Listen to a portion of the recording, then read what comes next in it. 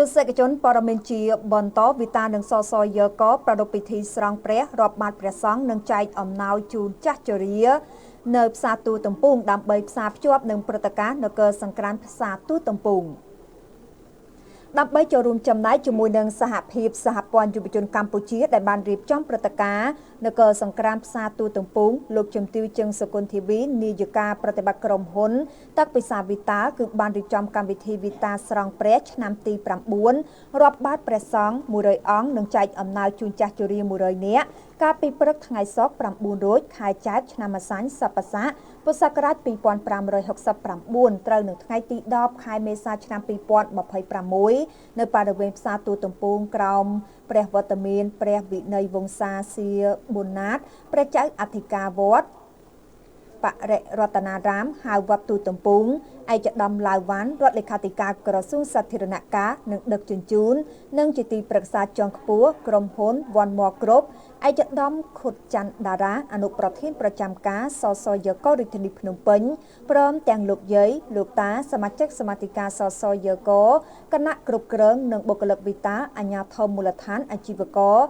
សហគមន៍ទូទំពុងនិងក្រុមការងារស្ម័គ្រចិត្តយ៉ាងច្រើនកកអត្តន័យនៃពិធីបុណ្យស្រង់ព្រះដោយទឹកតំណាងភាពត្រជាក់ម្លេះហើយនៅពេលដែលស្រោចស្រពទៅលើរាងកាយជនណាម្នាក់ហើយនោះនឹងបានត្រជាក់អ្នកទាំងអ្នកស្រោចស្រពគេនិងគេស្រោចគឺសុទ្ធតែសប្បាយចិត្តដោយជឿជាក់ថានឹងទទួលបាននូវបុណ្យកុសលល្អទៅថ្ងៃខាងមុខនិងជាតិក្រោយម្យ៉ាងទៀតពិធីស្រង់ព្រះនេះក៏ជាអត្ថន័យអប់រំមួយនិងបណ្ដុះស្មារតីនៃការចែករំលែកក្តីស្រឡាញ់និងជាការដឹងគុណពីកូនចៅផៅញាតិជូនទៅកាន់អ្នកមានគុណនិងព្រឹទ្ធាចារ្យផងដែរនេះបើតាមថេរដីការបស់ព្រះវិន័យវង្សាសៀប៊ុនណាតព្រះចៅអធិការវត្តទូទំពុងលោកជំទាវជើងសុគន្ធធីវីនាយិកាប្រតិបត្តិក្រុមហ៊ុនទឹកពិសាវិតាបានមានប្រសាសន៍ថាវិតាគឺតែងតែប្រកាន់ខ្ជាប់រៀបចំកម្មវិធីស្រង់ព្រះប្រចាំឆ្នាំនៅរៀងរាល់ខែមេសានៃឆ្នាំនីមួយៗមុនពេលដែលជិតមកដល់ពិធីបុណ្យចូលឆ្នាំប្រពៃណីជាតិខ្មែរពិធីស្រង់ព្រះរបស់វិតាគឺត្រូវបានប្រារព្ធឡើងនៅក្នុងខ្លឹមសារបង្ហាញពីសេចក្តីកតញ្ញូតបស្នងសងគុណជូនចាស់ជរានិងការចែករំលែកការជួយសម្រាលទុក្ខលំបាកដល់លោកតាលោកយាយតាមរយៈអំណោយនិងសម្ភារៈប្រើប្រាស់ប្រចាំថ្ងៃនៅក្នុងឱកាសឆ្នាំថ្មីប្រកបដោយសុខភាពល្អនិងសិរីសួស្តីឆ្នាំថ្មី